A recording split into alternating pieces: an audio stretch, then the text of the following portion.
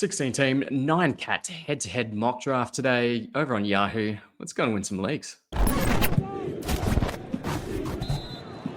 I'm joined by a good friend of the show, Steve St-Pierre. How are you, my friend? I'm doing amazing, D-Mac. Thanks again for having me on. Thank you for hosting. Now, we're about 2 minutes away from getting into the mock. So let's have a look. There we go, 2 minutes. I've actually got the first pick. This is a 16-teamer. Yes, Take us through some of the analysts that you've got in this mock today, Steve. I told you off air, I've got them all written down so I don't miss anybody. And I've got them in order too. So as you said, you have the first pick. Our good friend Matty G is picking second, followed by Sloan Paiva. Then we've got Eric Ong, Raphael Johnson, Adam King, myself, Eric Nemchuk, Dan Titus, Kieran Sprecher, Matt Lawson, Adam Stock, Scott Keller, Alex Barutha, Kayla Fonte, and Poppy Roy. Some massive names there. 16-teamer. Yeah. 16-teamer. I think this is the first 16-teamer I've done this mock season, which is interesting. It just means that we're going to go a little bit deeper, which is great because often we've talked about some of those deep flyers. We're a minute away. Mm-hmm. So who are you thinking in your slot? Because I think I know who I'm going to pick at number one. Who are you thinking? Who could fall to you? I always like Anthony Davis. If he falls around that range, I'm fine with him. I've mentioned this pretty much on every show that I've been on, including some of my own. Tyrese Maxey, I'm a huge fan of him. I like him as a first rounder this year. So if those two are both sitting there at number 7 for me, that's going to be a tough choice, but one that I'll be happy to make if that's the case. Yeah, and Maxey going in the first round is probably against the trend that we've seen. He's probably gone end of first round, start of second round. Yeah. I'm a little bit higher on him. Yeah, I am. For a lot of different reasons. I'm big on getting point guards early. I just like his upside. I like the fact he was already a top 10 guy last year per game. And on a team like Philly with all those older guys who could go down at any time, I'm all about him. And here we go. All right, so I'm drafting Jokic. No big surprise there. Yeah, it's a good move. Thank you. Solid. Yep. So Matty G on the clock. I know he's gone Victor Wembanyama. I know he's done some SGA builds in the past, but he's got pick number 2. So he went Victor Wembanyama ahead of SGA. Yeah, it's a gutsy move. I mean, it's really not a gutsy move because you can't really go wrong with those 3. Sloan takes Giannis. Wow. Okay. Over Shea. That one is a little bit more of a surprise, but again, we've talked about it with Giannis. I mean, if you have a specific build in mind, you've got options. And Kingy took Anthony Davis, so I think I'm going to stay on brand and go with Maxey. Yep. And you'll get some comments about that, but you are true to your word. You're very high on Maxey this season. I think Giannis, going back to pick 3, I think Giannis, he's going to have a massive season. So if you're comfortable leaning into that punt free throw build straight off the bat, I have no issue with that because he's the main man. There's not going to be much usage spread out amongst that Bucks team. So I'm comfortable with Giannis. At 3, as people tend to know about me, I tend to build a more balanced squad, but I can see the appeal of Giannis at 3 there. Yeah, for sure. I'm the same way. I feel the same way. I'm not going to knock anybody who does it. I'll go in a different direction usually, but to each his own. And going back to Maxey, I feel really strongly about him. He was a top 10 player last year. Now he's another year experienced, but he's far from aging. He's entering his prime, and he's got that max contract. I think the Sixers are transitioning to him being the face of the team, and because he's the most consistent in terms of being on the court, I think they're ready to really hand him the keys full time. And again, I keep harping on this, but point guards are at a premium this year, especially. So you can't wait too long to get them. And with Anthony Davis being off the board, he was my other target that I had there. So that made my choice a lot easier for me. Yeah, and I think with the risk concerns and the injury concerns around Joel Embiid, although I have seen footage, he does look a lot healthier coming into this season. I understand that Maxi pick, Paul George as well. Now, for those following on YouTube, you can obviously see the draft board, but for those listening out, we'll take you through some of the picks. So Jokic 1, Wemby 2, Giannis at 3, as we mentioned. SGA did go at 4. He went to Eric Ong. Luka Doncic went at 5, Davis at 6, Maxi to you, Steve at 7, and Edwards at 8, Cade Cunningham at 9, Trae Young at 10. We've seen a lot of Trae Young at around that 10-11 mark. Sabonis, a little bit high at 11 for me for a category league, but in a points league situation, very solid there. Just a little bit high for me for a category league. And Yeah, Karl-Anthony I would prefer Karl Anthony Towns there, who went with the pick after. Yeah. Karl-Anthony Towns, I was going to say rounded out the first round, but this is a 16-teamer. See, he went at 12. Devin Booker at 13. I like Devin Booker's outlook for this season. James Harden at 14. Yep, I think that's a good pick there. Scotty Barnes at 15. Bounce back season. I like that. Steph Curry at 16. That's the end of the first round. First pick of the second round. It is. Donovan Mitchell, yes. Jalen Brunson. Do you see all of the Knicks guys getting a haircut in terms of their minutes played this season? I'm actually still pretty high on the Knicks. I don't think they're going to be as cut in terms of playing time as other analysts are saying. I think there might be a little bit, and we saw a lot of news on the Knicks this week. They're bringing in some bigger name guys to training camp. So they're going to have more depth this year. They're going to definitely have more options on their bench, new coaching staff. I'm sure they're going to utilize their reserves a little bit more, but I'm still pretty high on the projected 5 starters for that team. I still think they're all going to be pretty good. And Towns is another guy that I have no problem taking him in the first round still. I think he's just so good. I think he is still going to be primarily playing at center. I think he will play some 4, but I think the majority of his minutes will still be in the middle there. So I think so too. We spoke about Mitchell Robinson probably playing alongside of him a little bit more, which could reduce the effectiveness of Karl-Anthony Towns, probably reduces his block rate as well. But you're right, he's a solid player. He's fantastic in category leagues as well. Now, we did see overnight Malcolm Brogdon, I believe, signed with the Knicks as well. So perhaps they go easy on Jalen Brunson. When I say go easy, maybe loses a couple of minutes throughout the regular season. One pick that took my attention, Josh Giddey went at pick 19. Yeah. That's high. I like Giddey, but I think 19, that just cuts off a lot of value there. That was our good friend Alex Barutha, who is also very high on Giddey, and he's talked about it on multiple shows. The stats don't lie in terms of what he did towards the end of the season. I question whether or not he's going to be able to carry that kind of a load for an entire campaign. But we'll see. And there's still a lot of question marks with that Bulls team. Are they going to keep Vooch all year? Are they going to try to shop him? Are they going to trade him right away? I mean, there are a lot of possibilities there. So we'll see. Yes, as I'm now on the clock, so I need to stop talking and think about my pick. I'm trying to sort by ADP, and you can see there's some strange ADPs at the moment. But what I'm going to do, I'm going to go. Let's have a look. Jaylen Brown. I want Jamal Murray. If I can find him. Oh, who did I take? It wasn't focused, but I do want Jamal Murray. I can undo it, I think. If you go and do it, yeah. I was talking too much. Sorry, Steve. I do want Jamal. I like the whistle. That's pretty cool. Yeah. Okay. It's unpausing. Okay. All right. Brilliant. All right. I'm taking Jamal Murray. Thank you for that, Steve. I no appreciate problem. that.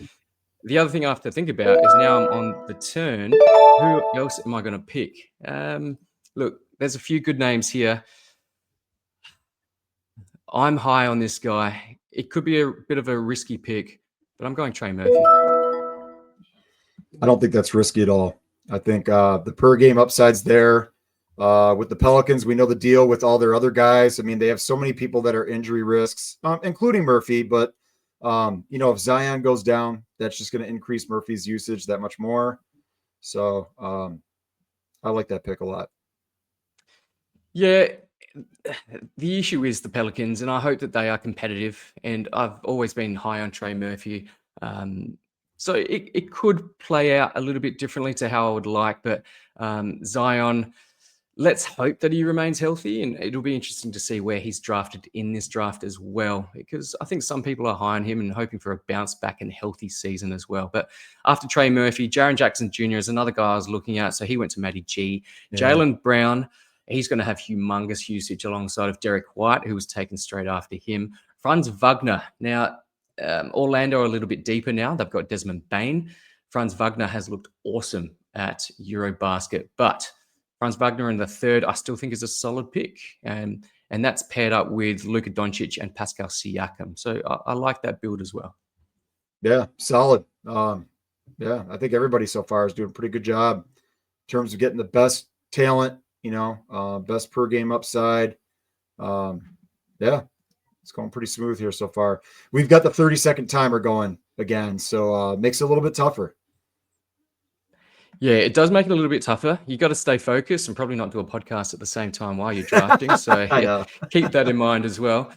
Are you looking at some of probably the older, riskier guys just for that upside? Yeah, I like skipped Kawhi Leonard. If it wasn't for all this stuff going on right now, the Clippers investigation, I might have leaned Kawhi, but I took Miles Turner in the third round. I just think being able to grab another big here, and Turner's my guy. I got to stay on brand. So, yeah. And we have seen trends in the mock drafts that I've done that point guards go off the board very early. And then there seems to be a mid-round run on the bigs. So you've got ahead of the game there, which is important. Ivica Zubac went 1, 2, 3, 4 picks after Miles Turner. So a couple of people getting ahead of that.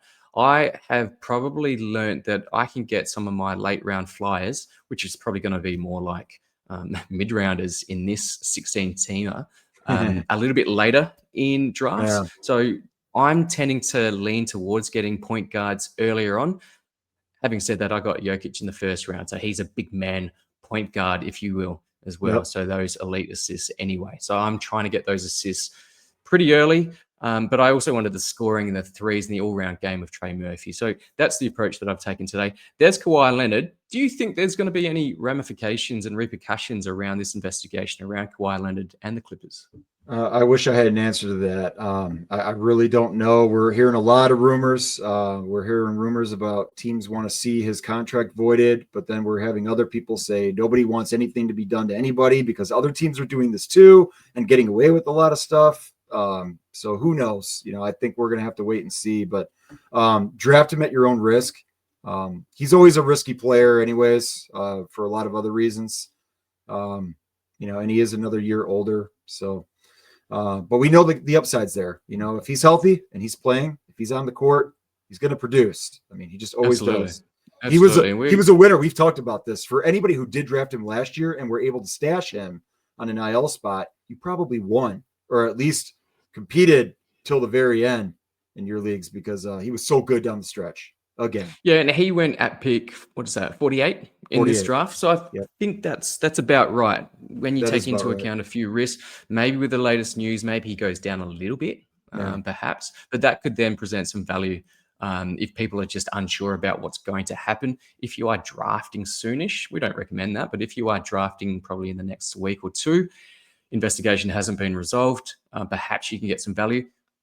Perhaps it's too risky as well. So for now, I'm probably going to leave him just until I know more down the track. Yeah, I think it depends. It depends on how many teams are in your league, who you're drafting with, how your team's stacking up so far. If you've got the ability to take the risk, cool. If you really don't, if you've made riskier picks early rounds, maybe you go with somebody a little bit safer. So it all depends. Yeah. Now, I'll try not to disturb you because your pick is coming up in 2 picks. Appreciate the heads up. Yeah. Are you thinking of anything? Are you leaning into a specific build at the moment? No, I'm just going for balance, which is what I typically do.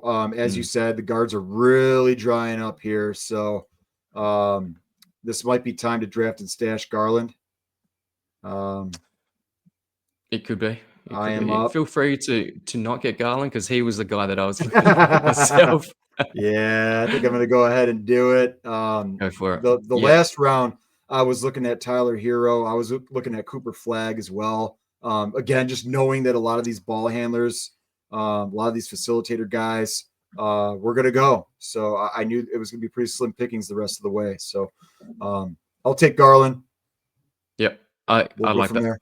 Yep. Obviously, I was going to look at him myself. I'm Feel going to free to probably not go a take little it. bit boring as well. I'm not super high on Vucevic, but I think he can still have a solid season. The issue is that he could be traded away from the Bulls, and we've said that for Yeah, many we've seasons. But said I it believe for like a decade now, man. I we mean, it's have, just but it. he's on an expiring contract now, so this Yeah, changes a few things. So I think that this is probably the end. We have said that for a few seasons, but I dude. feel like it is probably the year. At this point of the draft, to me, I think it's like a no-brainer. You just take the upside, and if something happens, you deal with it. But I don't think we should like overthink it too much. He was so good per game, and always has been. And we know he's not perfect. And as a center, like he's not one of those guys that's going to block a ton of shots. He gets rebounds, but he's not like a dominant rebounder. I mean, he's just really good in a lot of different areas. Well, you've And convinced me. You've convinced me. I'm going he to take gives you Vucevic. in 9Cat, he gives you that balance. And you know, He if you need does. it, if you need another big, this is around the spot, you take him, you know, Yeah. and just whatever happens, happens. So every player has risk too. So Yeah, I'm actually going to go for something I don't usually go for, but Kobe White. I think he can have a really solid season. I think it's pretty low risk at this point of the draft. it's almost kind of a The pick, handcuff with the two of them, the two Bulls. You know, if something happens to one of them, yeah, I was actually looking at a former Bull at that spot with Zach LaVine. I think he's going to have a solid season, not spectacular, but solid. I was also looking at another ex-Bull in DeMar DeRozan, but I think Kobe White, just younger guy, slightly higher upside than the likes of DeMar DeRozan and even probably Zach LaVine as well. If he could hurt your field goal percentage, but yeah. I think he's going to have high usage on that team alongside of Giddey. They're not stacked. Matas Buzelis is someone that I'll look at later on as well, but they're not stacked in terms of overall just run and gunners, guys that are going to get you 20 to 25, maybe even more per night. On a nightly basis. But Kobe White, I just think he has that nice upside for the guys sort of in this range of the draft. I'm going to go ahead and grab another guard. I'm going to take Fred VanVleet. Yep. I just think I like that. Bit of a by the bounce time I back. come back, by the he was time I come disappointing back, last season. guards are drying up so much. Yeah. Matty G took Payton Pritchard, another guy that I was looking at, and I knew he was going to go pretty quick too. Matty's been really high on him. We've been battling It's each interesting other. because I've been chatting to Matty G recently, and we've talked about Payton Pritchard being not a sleeper because everyone's aware of him. Correct. I'm high on him. I put him up as one of my guys, which he's just stolen the thunder there. So Payton Pritchard, one of my guys. He sort of poo-pooed it when I sent him that text, but that's all right. He's taking Payton Pritchard because I think he's going to have a very impressive season. Yeah, no doubt.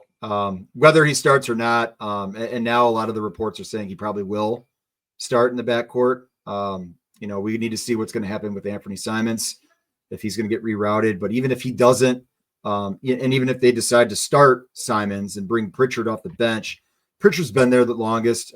He's going to have a key role even as a reserve, but I think he'll start. Either way, he'll do the things he's been doing. He's going to score. And with no Tatum there, he's going to have even more opportunities to do that. So, and we saw what he did last season when he was that reserve guy, or one or two of the starters were missing a game. He would just go off. You go, it's Payton Pritchard time. You tweet that Payton Pritchard time. Make sure you stream him in, or hopefully you already had him. He was pretty much must roster most of last season anyway. But this season, different kettle of fish. I think he plays 30 minutes plus, maybe even 32 minutes. There's going to be games where Derek White and Jaylen Brown also rest. I think Payton Pritchard has less chance of resting compared to the other two guys. He's just going to just dominate usage if he's the go-to guy, if Jaylen Brown does miss. But even when those three are fit and firing, I still think he has a significant role, as you alluded to there, Steve, as well. Now, just a few picks off the board. So after my Kobe White, we went Mark Williams to Matty G. High upside, still a little bit of risk. I think he will miss games for the Phoenix Suns, but still some risk, but nice upside there. Miles Bridges, Jalen Suggs went at the 4th pick, the 5th round in the 16-teamer.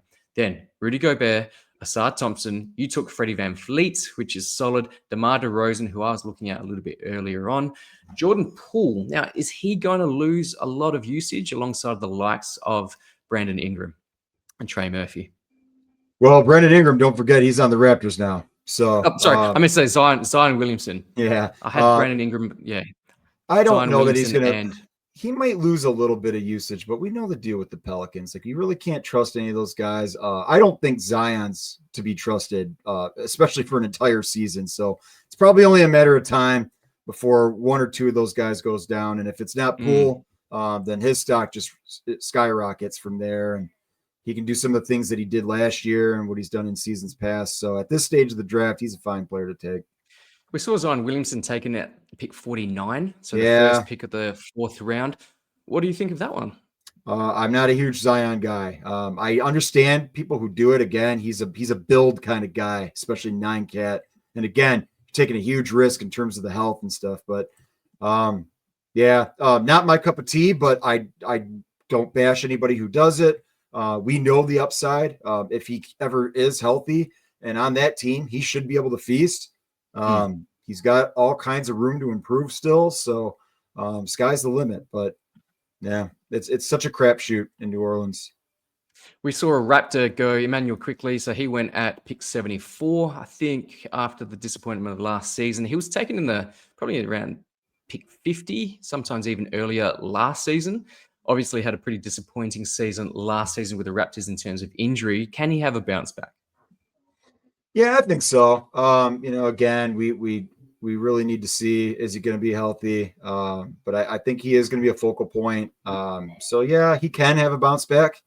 And again, we're getting to the point now where you do start really, just kind of taking your guys and taking flyers on people who have that risk. And you just, again, we've talked, you and I have talked about this a number of times now. It depends on your league, depends on what kind of leeway you have in terms of IR spots, IL. If you've got the ability to stash players or just, hey, take somebody who's oft injured. And then if they do go down, you slot them into your IL spot, you stream, you add somebody else, you do whatever, it all depends. Yep. No, I completely agree. Now I'm just thinking about some of my next picks as well. So just before my pick, we had Bradley Beal. Brandon Ingram of the Raptors went at pick 94. So I'm on the clock. Now, a guy that is under the radar, but I think will have another solid season, not spectacular, but solid, and will beat his ADP is Christian Brown. So I'm happy to take Christian Brown. I've also got another sort of boring pick, very boring in years gone past, but Tobias Harris. He's got that. Pick 97. I think he'll beat that ADP. So I've gone for pretty solid, not huge upside there, but just solid and steady in the 16-teamer. And I think that's pretty important. Yeah, no question. I was looking at Tobias, and I took him in our last mock that we did together, and part of that's being a homer here in Detroit with my Pistons. But as you said, he's consistently beaten that, in terms of the per game, and he's pretty durable, and he's still a big piece to what the Pistons are doing here. So I like him around this range for sure. Now, just some interesting ones, and I've tweeted about this recently, but some sophomore big men. So Alex Sarr went at pick 77. I like that for the upside. I'm hoping that the percentages don't destroy you in a category league, but I still like that upside. He's going to have even more usage, more of a prominent role as well. No Valanciunas behind him. So he went at pick 77. Donovan Clingan, another big man in his second season, went at 81. And I tweeted about him this morning. I'm really excited by Clingan. Puppy, I think that was Puppy Roy. Yes, Puppy Roy took him. Puppy Roy is big on him as well, because I remember Puppy took Donovan Clingan ahead of the likes of Ayton and a few of these other centers in the last mock that we did. So Clingan there at 81. I think that's the type of price that you have to pay for Donovan Clingan this season. Yeah, I think so. Again, there are a lot of question marks in Portland at that center position, but he's the presumed starter, second-year player, tons of upside. He's going to be a hot commodity again, especially around this stage of the draft. Absolutely. Another sophomore that I'm big on, Zach Edey, starting the season injured. Not exactly sure how long he'll miss. I don't think it'll be a huge chunk of time, but this is the play where you stash him in the IR and you know that you're going to beat that ADP come end of season. But if you've got that patience, you're not too worried in the first couple of weeks. You may get a couple of losses. I think Zach Edey, and I've been promoting Zach Edey around this spot. So Zach Edey at 87 is probably a little bit earlier than what I've seen, but I'm still okay with it. Yeah, I agree. I mean, I kind of view those two, he and Klingon kind of together. I'm switching over to my phone here because I'm having some internet issues with Yahoo on my PC here. So Right. switching Flexibility and over. agility is really important. Another sophomore that I'm big on and spoken about a fair bit, taken by Kingy, not surprisingly, was Matas Buzelis, who went at pick 91. There's some upside there, and we spoke about the Chicago Bulls. He's going to have a very prominent role in his second season on that team, alongside of Giddy, alongside of Kobe White as well. Vucevic, we don't know if he will be deprioritized. I've picked him up in this mock just for a bit of fun, but also hoping that trade doesn't end up eventuating. We'll see what happens. But Matas Buzelis, I'm excited by coming into this season as well. Yeah, Buzelis is another one. I was auto-picked with Isaiah Jackson, but I'm okay with that because I'm extremely high on him. I wanted to get one more big, and I do think he's the one that's going to start. I've mentioned this on a few different shows now. You and I have talked about him. So I'm fine with taking him here. Yeah. So you think he'll start ahead of Jay Huff? I do. Yeah, I do. I think Huff, we saw signs of him in Memphis last year. He did some good things, but he wasn't consistent enough. He's a little bit older of a player. I don't think there's a ton of upside. I think the Pacers are committed to Jackson as being more, if any of them are their long-term option, I think it's Jackson. So I think he gets first crack at that starting spot. I think he'll get the majority of the minutes. Again, we do need to see if he's healthy. We do need to see if he's ready to go here in training camp. But assuming that he is, I just love his upside. I love his game. I love his 9-cat potential. And again, if you're looking for center depth, which I was, I'm more than happy to take him. And Jay Huff is still available. So I wonder if you look at doubling up on that center position at the Pacers as well. But yeah, he's still available. I've put him in my queue. There's a couple of other guys. I don't know if we start thinking, if this is the area that we start thinking about the likes of Kyrie Irving, DeJounte Murray. CJ McCollum just went off the board at pick. What pick was that? Pick 118. I love that. I think he's going to have a real prominent role. And we heard overnight as well that Bilal Coulibaly was injured as well at Eurobasket. We don't know exactly how long he'll be sidelined, but that solidifies CJ McCollum as a starter for me. But it also increases the value, to start the season anyway, of the likes of Cam Whitmore. So I'm big on him at picking him probably around this point, maybe a little bit later. Keyshawn George, I like his game, but he seems to be sort of deprioritized in terms of our thinking of him. I still like him as a late round flyer as well. But yeah, CJ McCollum really solidifies his value with Bilal Coulibaly's injury as well. There's Kyrie Irving. We spoke about him. This is about. There we go. I got the idea in your head and you took it, and I like it. I was already looking at him. Yeah, he was the number one guy on my board in my queue. So yeah, I was planning on taking him here. So I've got plenty of guards, plenty of centers. I think at this point now I need to fill out my roster a little bit, but yeah. Yeah, and this is around the spot where typically in a 12-teamer, these are your last round flies. This is still the end of the 8th, and I've been talking way too much. What I'm going to do, I'm going to go against you, almost hedge the bets between us. I'm going Jay Huff. But another guy that's sort of flown under the radar is a guy that's coming back from injury, is Herb Jones. Now, I don't recommend for points leagues, but in a category league, I think he provides some value there. Yeah, he's solid. Chance to start. If not, he'll have a key role off the bench. And again, a lot of potential for those Pelicans if there are any injuries at any point. So, solid pick. Yeah. Now I'm just trying to see, has anyone taken Kevin Porter? Yeah, Kevin Porter Jr. was taken at 115. Alex Barutha, yeah, we know that he's huge on Kevin Porter Jr. He is. Will be interesting to see if Cole Anthony is drafted. I've seen him in a lot of mocks go undrafted. We still don't know who's the starting point guard. By all accounts, it will be Kevin Porter Jr., but there's still a chance that Cole Anthony plays a significant role on this Bucks team. Yeah, you and I have talked about him a few times, and I actually do think that Cole Anthony is going to be the starter. We'll have to see, but yeah, it's definitely going to be interesting to see how that plays out. Will be, yeah. There's just not a ton of usage.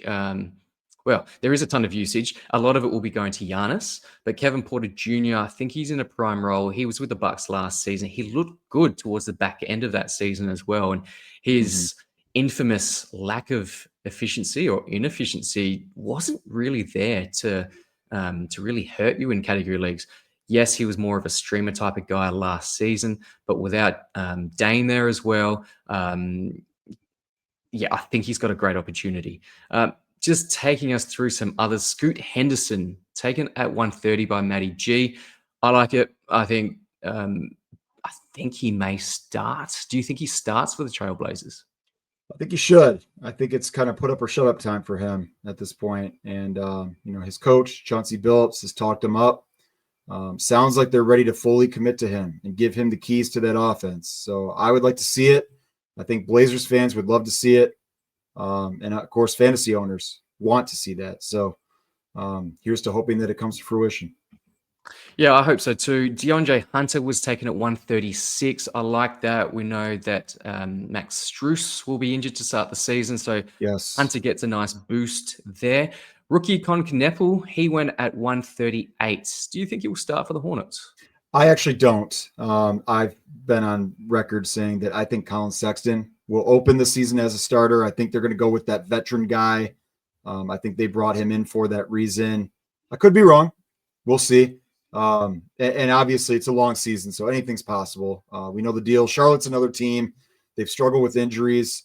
They've struggled with inconsistency, and they've struggled in general. So, and if that's the case again, early, they're always prone to make lineup changes. So you just always keep tabs on that. You keep tabs on the standings. You see how teams are doing, and be ready to pounce if they do make any changes. And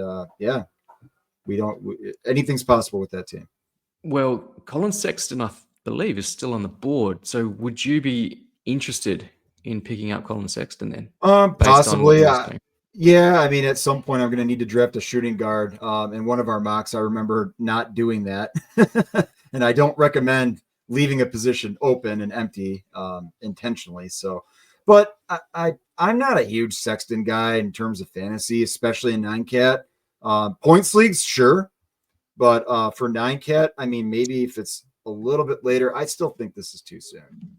Yeah. Now, you took another rookie. You took Ace Bailey in the previous round. Take us through that. Gotta stay on brand. Yep. I've been on the Ace Bailey hype train basically since the actual NBA draft. I've been saying a lot that I think Utah is prioritizing him. I think they're almost kind of catering to him. I think they wanted to show him, look, we're drafting you for a reason. We intend to build around you. I don't think by any means is he going to be like their primary option. I think that still belongs to Markkanen. And obviously we've seen what Markkanen's done in Eurobasket. He's looked amazing. If he's healthy, I think he could be a nice little bounce back candidate this year. But I do like Ace Bailey. I like his upside. I do think for 9-cat he is risky, but at this stage of the draft here in the 150s, let's take him. Low risk. Yep, low risk. We spoke about Colin Sexton. He went at pick 151. Taylor Hendricks recovering after a season out. 155 by Kingy. I think that's really good as well. Draft. I got auto-picked. I was too busy talking. Go back. I'm going to back it up. Back it up. Yes, you've got the power, so you've got to do that. Yeah. I have to do it. You were auto-picked with Dennis Schroeder. Now, we talked about Eurobasket. He's looked very impressive. I think he'll start for the Kings, but you still don't want to take him as the... No, I don't want to take him. Okay. I guess with Yahoo, it doesn't I can't unpause it apparently, Okay, so you just but have to that's wait. Yeah, okay. there's a countdown. That's okay. It gives me a 15 chance seconds to kind of now. look at my list here again. I think who I'm actually going to take is Lonzo Ball for a lot of the Yes. reasons that we discussed with Cleveland and having some openings. I think if Lonzo's healthy, he's got a lot of upside on that team. And he does have point guard and shooting guard status in Yahoo. So I like that versatility as A well. nice handcuff with Darius Garland, my friend. I didn't even think about that, but there you Yes, go. there you go. So that's a great play, and that's very strategic as well. So something else to think about. He'll have a solid start to the season without Garland. We said that Strus is also injured, so I can see a good couple of weeks for Lonzo Ball to start the season. Another rookie, Igor Demin. We've spoken about him on podcast before. I probably need to focus, don't I? We spoke about Kyrie. I'm going to take DeJounte and stash him away. And another guy that I've tweeted about today, Cam Whitmore. Yeah, those are two guys that you've been hyping up quite a bit, and for good reason. I agree with you. Going back to what you said about Demin, he's a guy that I've been getting in a lot of mocks as well. He's a guy, and honestly, if he had shooting guard eligibility, I probably would have taken him over Lonzo. But yeah, he's a fine pick, especially in this range. Yeah, and he should start for the Nets on the tanking Nets as well. And I would expect that he would play the games with the likes of Michael Porter Jr., may actually sit. Cam Thomas, we're not sure if he's going to play a ton down the stretch. So the likes of Igor Demin, I think he's a very solid pick in this range. In a 12-teamer, probably more back-end sort of guy, flyer type, but in a 16-teamer, really good at this point. Another guy that I do like in this range, Kyle Filipowski. I was thinking about grabbing him as well.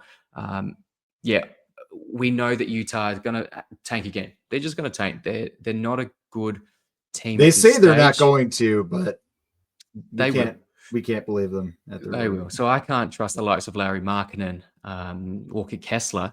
But that opens up some value for the likes of Kyle Filipowski. Especially in head-to-head. Especially in head-to-head. Not so much for Roto.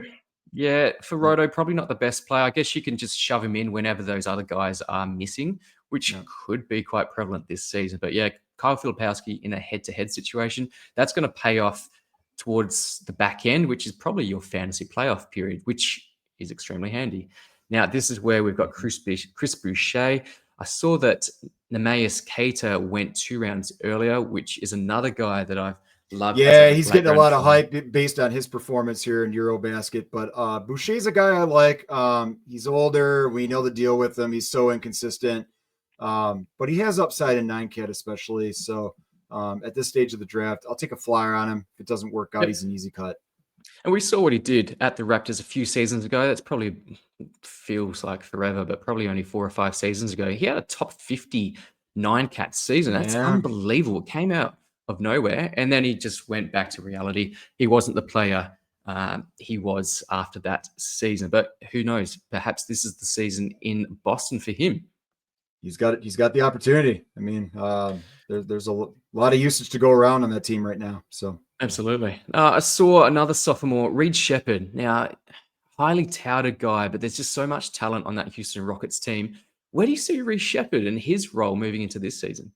I see him getting off to a very slow start, but I think this is the point where you take a flyer on him. If you're able to kind of be patient with him, hang on to him, and let's see what happens. Let's see what happens with Houston. Let's see if they make any moves. Let's see if there are any injuries, because if so, his stock goes way up. And he's that guy that everyone's going to rush to the wire to try to grab. So if you can get ahead of that, it's a really smart idea. I completely agree there. We spoke about Cole Anthony. He finally went at pick 176. I love that, because this is the stage that's in round 11, but 176. If he does start, that's a home run. Now, we just don't know if he starts ahead of KPJ. Probably doesn't, but you think he may. We've seen what he's done. I also want to kind of push back a little bit on his upside, because he's just so inconsistent. Even at times when he was starting for Orlando, we saw a lot of ups and downs, especially in 9-cat. The percentages, the turnovers, they're going to be shaky. He's not a big time scorer even if he starts, I think he's going to have a really inconsistent role in terms of usage and stuff. You know, Giannis is going to be the primary ball handler in that lineup, but he's got a ton of upside, especially defensively, and in a complementary role. As long as he's getting consistent minutes, I think at this stage of the fantasy draft, it's a good play. Yeah, look, I've just queued Wendell Carter Jr. I still think he starts for the Magic ahead of who has been impressive, Goga Bitadze at Eurobasket. Again, a lot of Eurobasket form, and that's pretty much all we can go by at this stage. I've queued him up. No one's taken him. Yeah, it's boring, but by the time I get to my pick, which will be, what are we looking at? It'll probably be 186. Yeah, what's that? Yep, about 190 or so. Yeah, I think it's okay. Again, no upside. Yeah, for sure. And we always Especially if you need preach another upside big. at this point. Yeah. Yeah, I'm thinking of the couple of guys who I have queued. You've just taken Bryce Sensabaugh. Yeah, Which, kind of a weird handcuff for Bailey. But I like Sensabaugh. I liked him a lot in Summer League. He was just knocking down triples like a madman.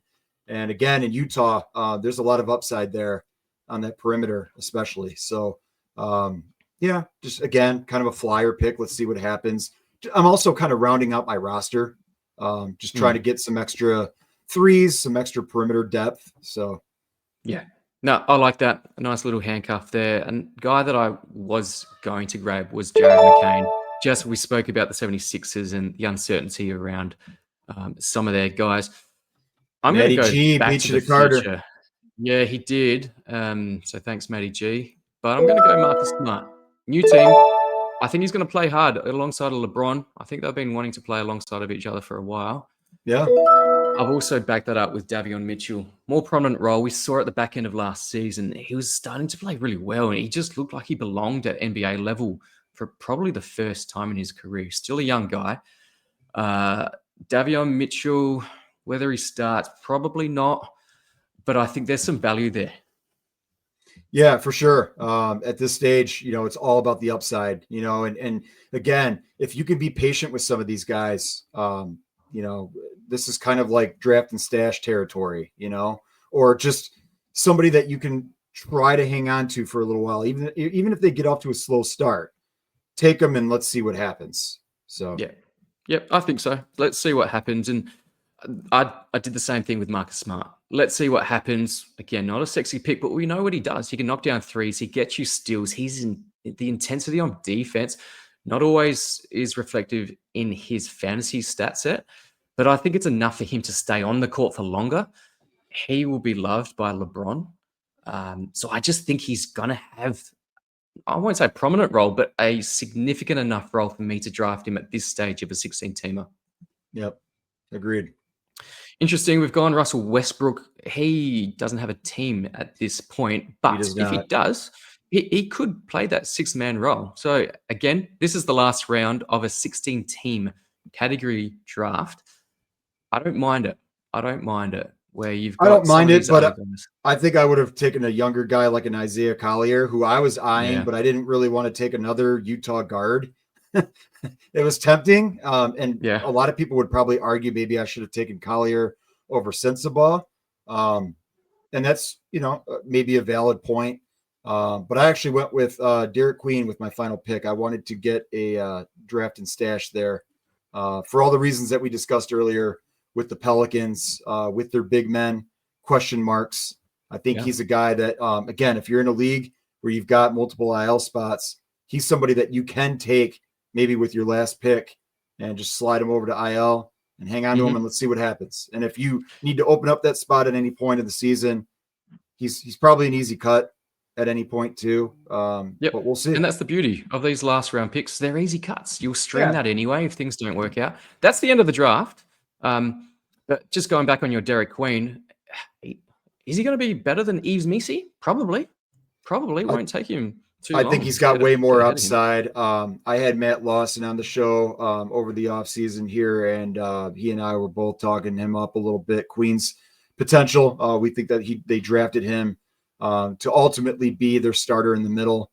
It might not happen this season. And again, it's definitely not going to happen at the beginning of the year. So be patient with them, but he's definitely somebody, again, that you can take super duper late You can almost take him as a handcuff if you want. If you take Zion, maybe grab Queen with your last pick and just kind of hang on to him and let's see how that plays out. But yeah, Yep. it's a fun draft. I like that. I like that. There was not a rookie, but another big guy that I've been talking about as a late round guy.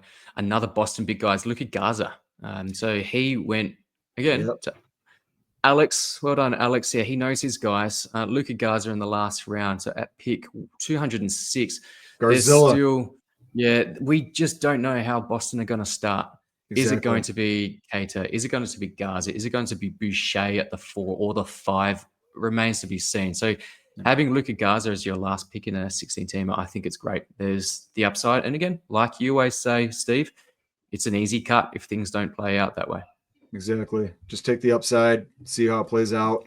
Yep. I like Garza. I've been a fan of Garza since he was here in Detroit. I just like his sneaky 9-cat potential as a guy that can, be pretty versatile for a big.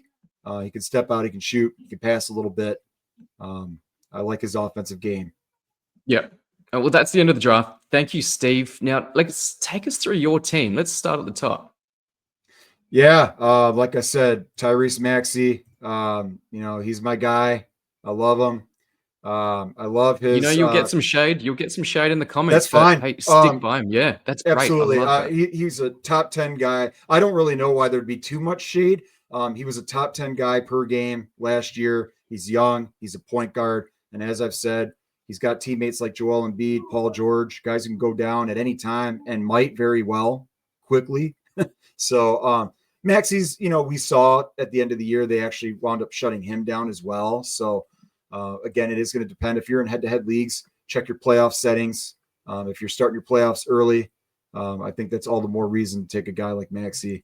I love him. So bring on the shade. Anyone who's got Bring it. it on, guys. Make sure you comment as well. But give all the shade you can to Steve. I don't mind it, Steve. I don't mind it.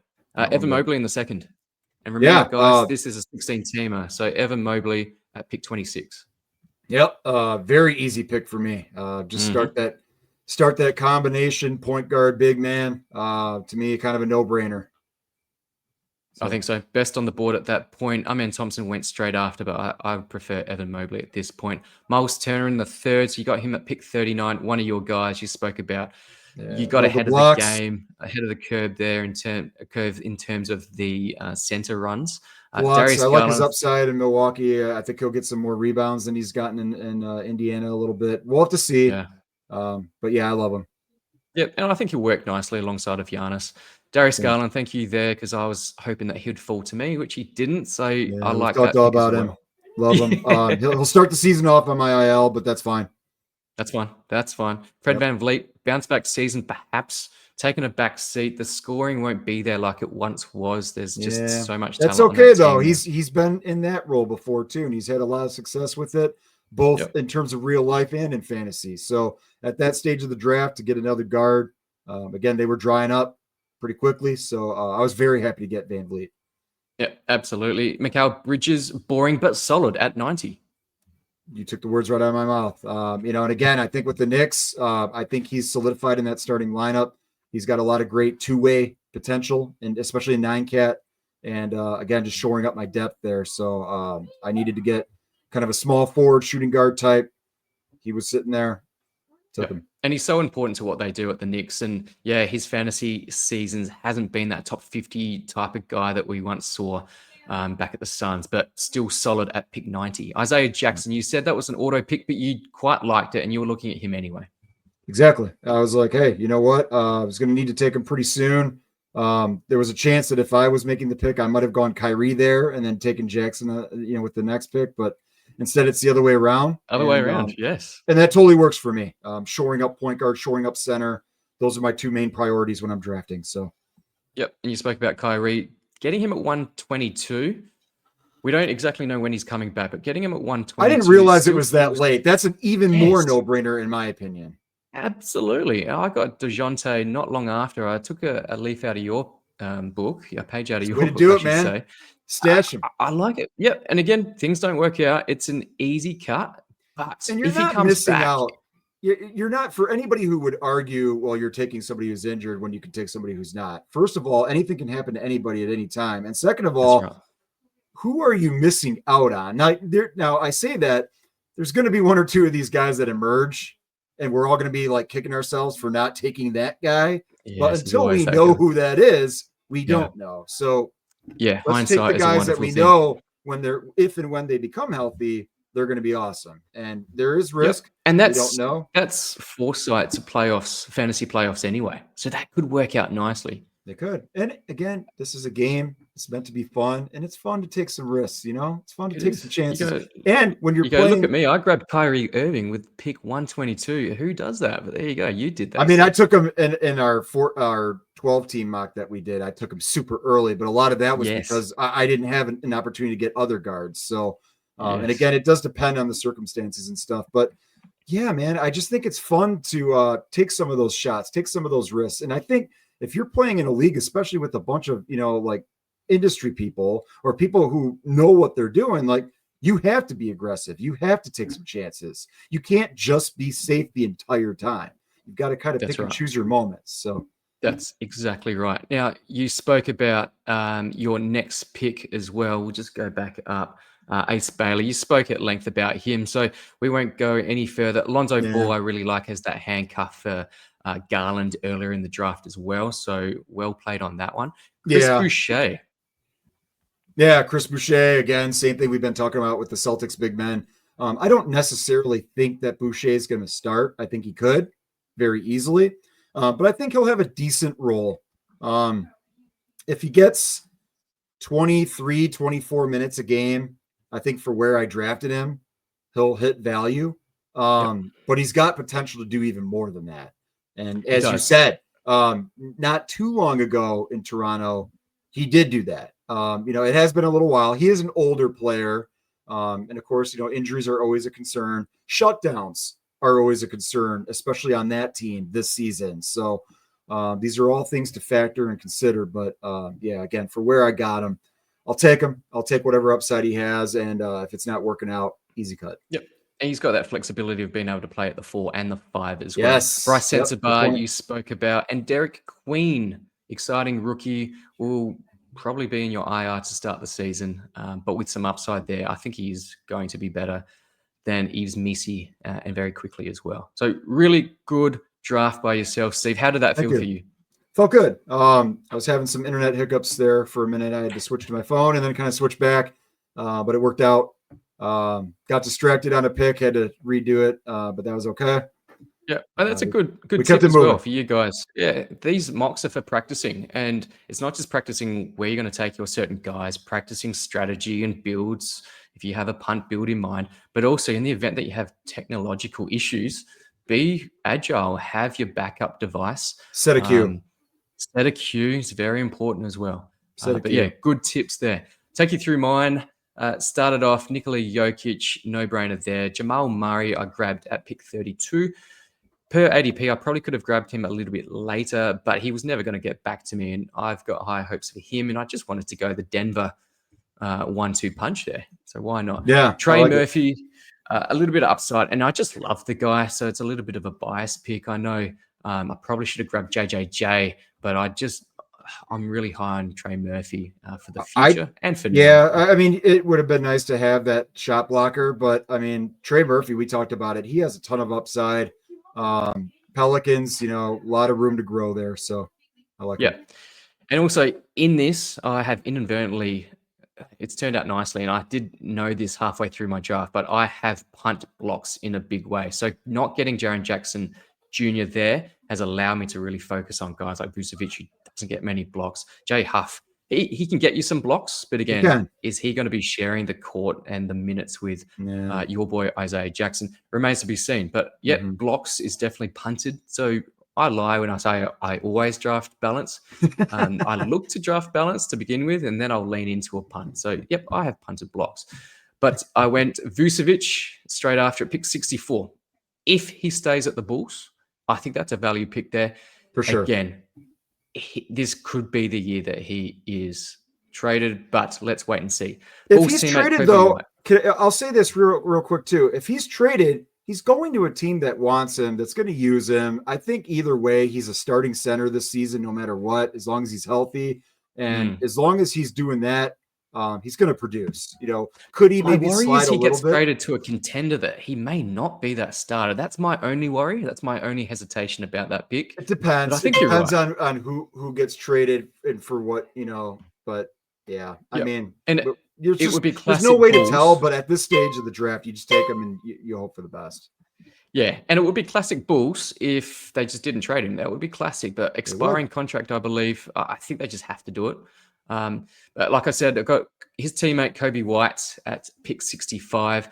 Then Christian Brown, unsexy, but I think he beats that 96. I think he beats that ADP quite easily in 9-cat. Tobias Harris at 97, a similar situation there. So boring, what you would probably perceive as low upside. I actually think you get that gain.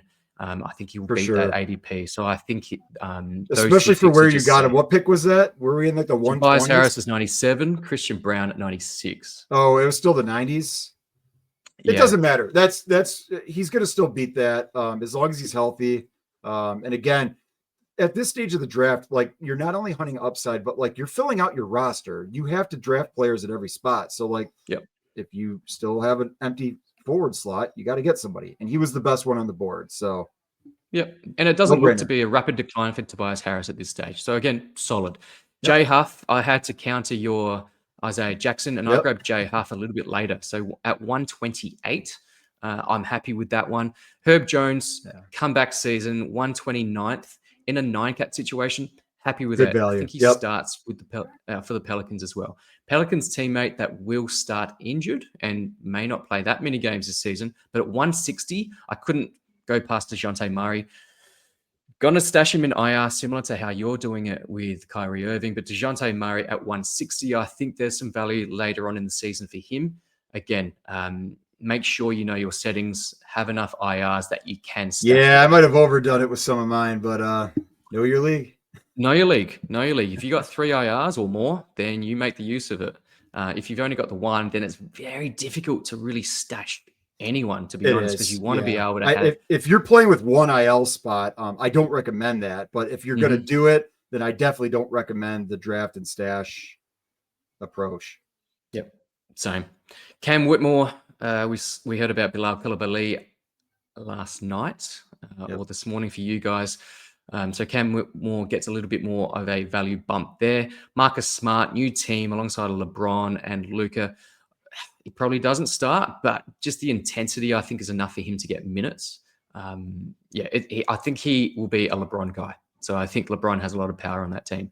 And I finished my draft by picking Davion Mitchell. I think he'll play a prominent role, probably off the bench, but enough for me to pick him in a 16-teamer. Yeah, no, totally agree. Solid pick. I think everybody did a really nice job again. In a league like this with this many teams, it's all about that depth. Who do you get at the end? And again, you're hunting upside. You're just taking guys that like could really pan out, but if they don't, you can move off from them real quickly, real easily. So you just keep things open. Keep that flexibility. Absolutely. Now, this show was brought to you by Believe in Fantasy.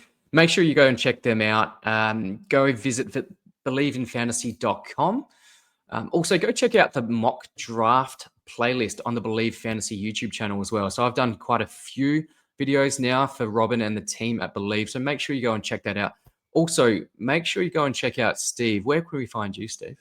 I appreciate that. My show's called Menace Podman. So you can find me on X at podcast_Pierre.